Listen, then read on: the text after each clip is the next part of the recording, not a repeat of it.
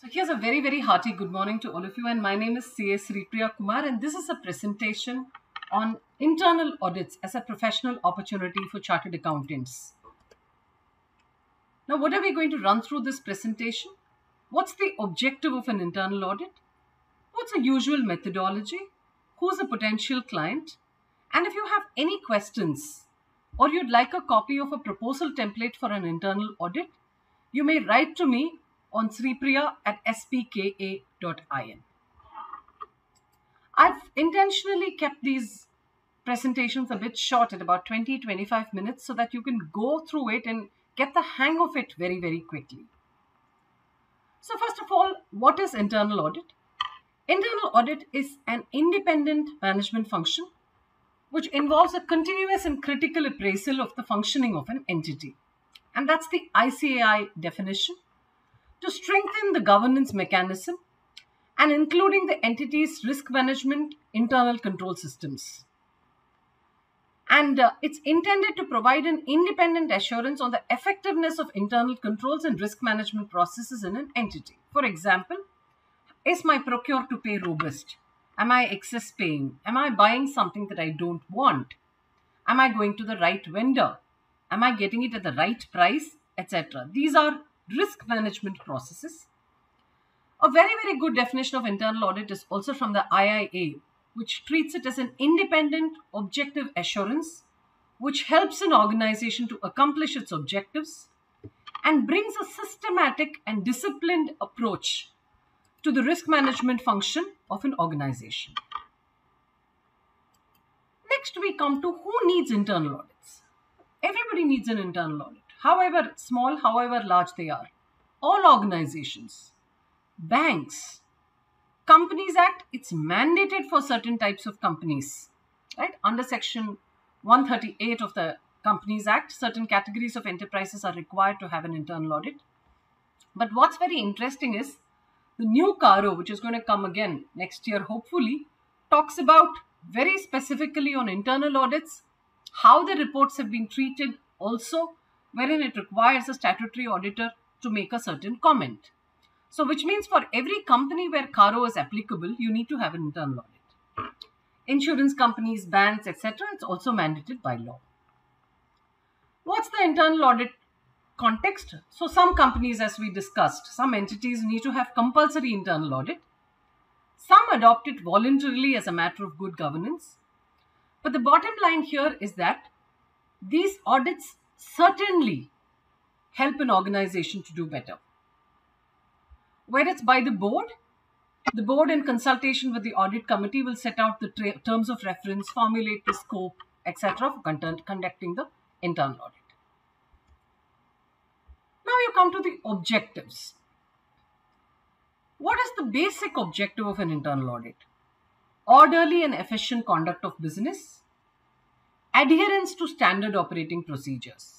So that's another series that I will present on what is actually an SOP and why an organization needs to have an SOP. An SOP is something that makes the process independent of the person who's performing the function. Another objective of internal audit is to safeguard assets, prevention of frauds and errors, and more often than ever, statutory compliance becomes a very important aspect in internal audit. Now, somebody might ask you, my client, I already have a statutory auditor. Why should I have an internal auditor? You have to explain to them that the objectives of these audits are very different. For a statutory auditor, it's largely true and fair, 143(1), ICOFER, CARO, and the focus is on true and fair and absence of material misrepresentation.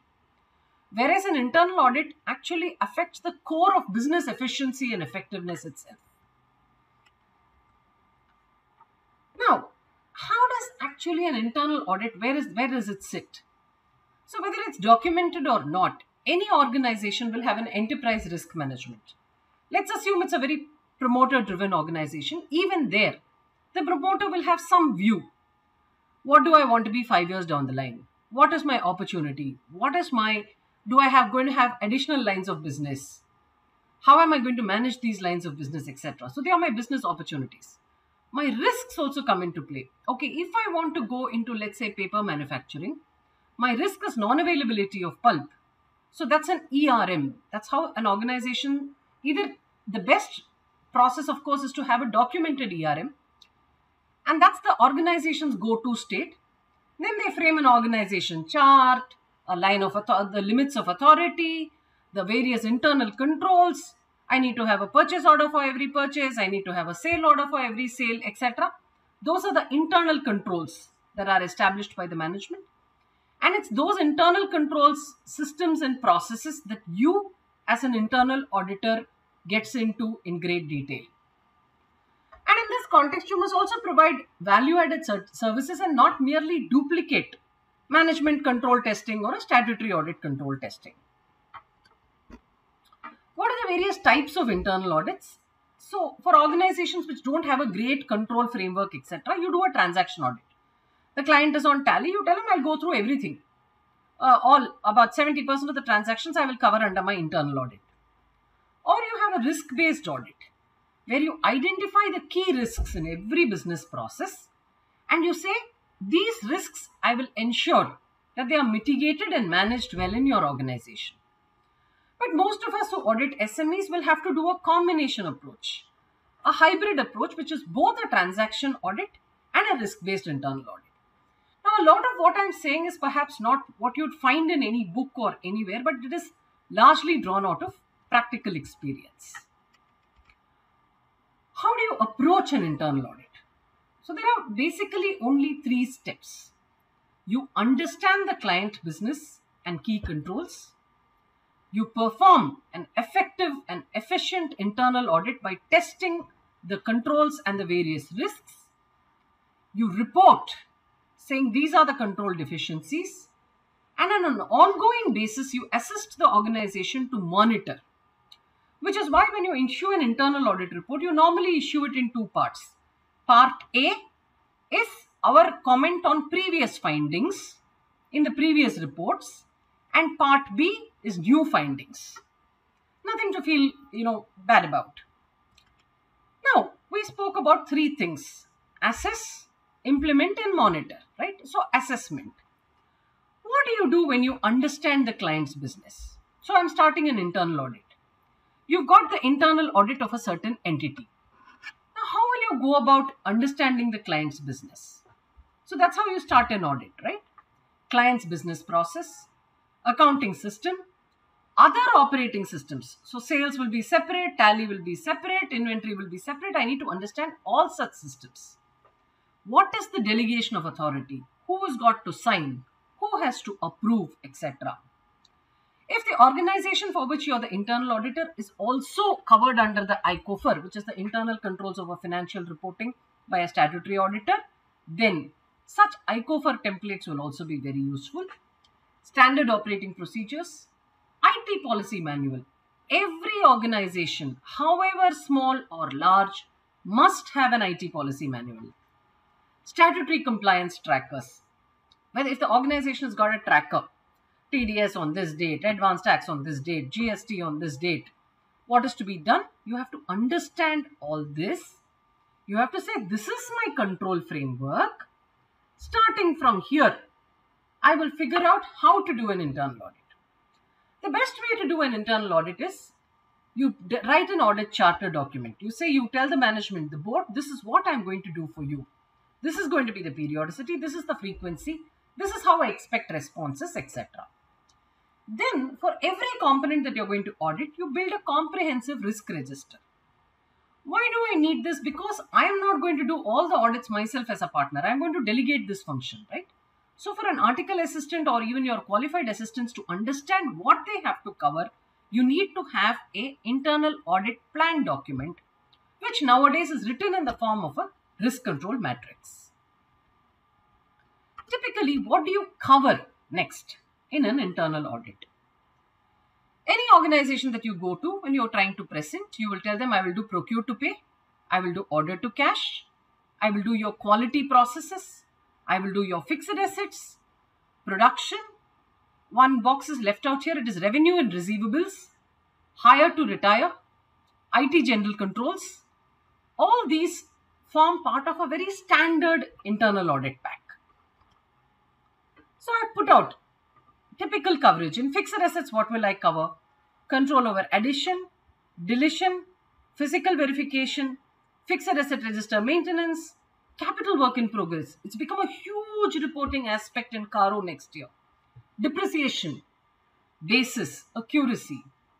In cash and bank, control over receipts, control over payments, cash custody, insurance, bank reconciliations, control over master data creation, bank masters, loans and advances, procurement, vendor master. Do I have a vendor master? Do I know what items I'm going to buy? Do I know what is my reordering level? Vendor selection, indenting, purchase ordering, material receipt, liability accounting, payment processing, access rights, inventory master. All these you will cover in an internal audit. Similarly, in inventories, it will be receipt, issue, custody, verification, adjustment entries, bill of material related controls, scrapping, all unusual transactions you will review. Payroll, revenues and receivables. What will I check? Control over orders. See, typically in a statutory audit, we don't look at order, whether orders received are properly serviced. Whereas in an internal audit, you will ensure that orders received are indeed properly serviced. So the customer gives an order, but somebody just missed the order itself. So the customer went to somebody else. Right? Response to tenders. All these will become important. This is exactly what the management will be interested in. How much orders did I lose? If for an FMCG company, they call it as line fill and case fill. A distributor gives me an order for 10 products and 1,000 cases. I've been able to deliver only 7 products because that particular depot had a stock out. It's a loss of sale. So these are the typical coverage areas which you will expand or reduce depending on what the client wants. So I will leave this for your reading, but one example of fixed assets. This is how you will document it. What is my process? What are the risks? What is the test? Addition, deletion, depreciation, register, idle assets, physical verification, usage, custody, transfers. All this will happen in fixed assets. What are my various risks? I have mapped something like 20 risks on fixed assets. Unauthorized addition, incorrect capitalization, no competitive rates, wrong depreciation, bank covenants, charge creation, not done, end-use monitoring of funds, capital revenue expenses. All these things like end-use monitoring of funds have also found their way into Caro today. They have found their way into the new Schedule 3 today. So organizations more than ever would need internal audits. Next, we come to the aspect of performing work. How exactly? Now I've gone to a client. I've got the internal audit from the client. Now, how do I actually perform work for this client? So typically, always all the work starts with an engagement letter. Then you sit and you do the business understanding of the client. So till the previous slide, we were in the part of assessment. You understand the client's business process, the various control frameworks, and how do I audit? What all do I audit is what we had done in the previous slides. Now you come to the actual performance of the audit. So just like any other statutory audit, you have two procedures. Controlled procedures, substantive procedures. You will perform both in internal audits. Again, do I have to do other audit procedures? Of course you will end up doing. For example, your other audit, general audit procedures are analytical review, observation, enquiry, confirmations, right? Re-performance testing, recomputation testing, all of which I am speaking in the context of a statutory audit are applicable here also. Now, why do I need to do an analytical review? Look at a large organization. Are you going to audit everything as an internal auditor? You can't. You have to pick a sample, right? So obviously you need to analyze. So extensive data analysis to identify stressed samples, usage of audit tools. So some of your clients or even you as an organization might pick up something like, let's say, an ACL. You can build scripts. These are for the audit firms which are at the next level of maturity where you can start automating some part of your audit processes. Next, we come to reporting. So you've done the work. How do I report? So typically your reporting is done in two phases. An initial preliminary report which we will issue, get the management comments, agreed, disagreed. See, as an auditor, you could have also made an observation wrongly. So those points will get deleted. Then you present a report. You typically present a report in two parts. Initial findings will be, new findings will be a separate part of the report, part A. Part B will be repeat findings. Impact. What is the impact? You tell the client order was dropped. The client will say, so what? Say, sir, if this order had been serviced, so many orders had been serviced, you would have booked 3 crores more revenue. You would have got 40 lakhs more profit. It can just be back of the envelope calculations. Recommendation. What are you recommending? All orders need to be properly tracked and you have to give an MIS every day saying whether you have serviced or not. Management response. What is the management? Are they agreeing, disagreeing?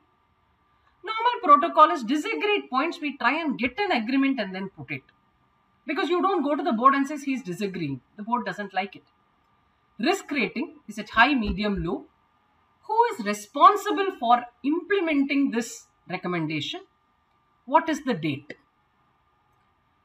And you can have one more category. You can say what is the type of issue it is. Is it a control design issue? Is it an operating effectiveness issue? Control design means organization not doing BRS. It's a control design. Operating issue. BRS is not done for 4 months. Fraud risks, IT risks, governance issues. Now you find that the purchase manager is giving a contract to his brother-in-law. Now the board may or may not know it. Regardless, there must be a documented policy that says, okay, his brother-in-law is servicing, but we are okay with that. Statutory compliances and accounting standards. Now, one of the most important things managements look for is corrective action tracking. They're saying, okay, you're giving me loads and loads of reports. Are you tracking what is happening? This becomes very important. So you prepare and update a corrective action tracker based on all your reports. Then every time you go to do an audit, you first test broadly against those aspects. You report and flag repeated non-compliances. And the focus here is to prevent repeat audit issues. This is something that gets you a lot of brownie points from your client if you're able to tell them there are no repeat issues, these are new findings. Now, we're coming to the close of this presentation. You definitely need to go through this ICAI guidance. There's a very specific guidance on internal audits. Standards on internal audit are evolving. They're equally important as are our standards on auditing, which are applicable to audit of financial statements. Now you go to the marketplace. You may ask me, okay, Sri Priya, you're telling us all this. Where do I go look for a client? So today, the key drivers are 1. An enhanced emphasis on controls even in the statutory audit process. Previously, they'd say, okay, financial statements true and fair, input, process, output. Output financial statements is what we were worried about. But today, there is an enhanced, very dramatic and a drastic focus on process. It's not just important that, your bank loans are being serviced promptly. No, that's not enough for me. My bank gave me a loan to my client for 1 crore. Has the client used that 1 crore correctly today? Your client might still be servicing the bank loan, but instead of buying a plant and machinery for the bank loan, he has gone and bought a land. That is a diversion. So how can you as a chartered accountant be visible in the marketplace? Constant communication with clients. Create specialist teams, spend 30% time on learning, publications on internal audit, start writing small things. In this regard, you may again write to me at sripriya@spka.in. I can share with you a certain document I had made on risk-based internal audits for the CA Study Circle Chennai, which I had compiled. It's about a series of 20 articles, I think, and I'd be very happy to share it with you. It will just run through the process. Workshops for client personnel. You need to be more visible in trade organizations. research documents, participate in seminars. See, today I think what's a very welcoming feature is I see a lot of chartered accountants putting out these knowledge videos, because we all realize that it's a very, very big marketplace. I can't do all the internal audits and neither can you. So it's nice to share. Interactions with bankers will become very, very important. Close interactions with firms engaged in statutory audit. Now, there's a very clear, mandate. A statutory auditor cannot do internal audit. So try and engage. And those of you who are listening to this, who are statutory auditors, please do rope in firms who are capable of doing good internal audit, because such good internal audit engagements actually help you to mitigate your own risk in statutory audits. So with this, I'd like to conclude this slide. And if you have any questions and answers, questions for which you need any answers, you may write to me. I got missed out on this template. You may write to me at Sripriya, SRIPRIYA, @spka.in. Signing off and look forward to more. This is Sripriya Kumar here from the Smart CA series. Have a nice day.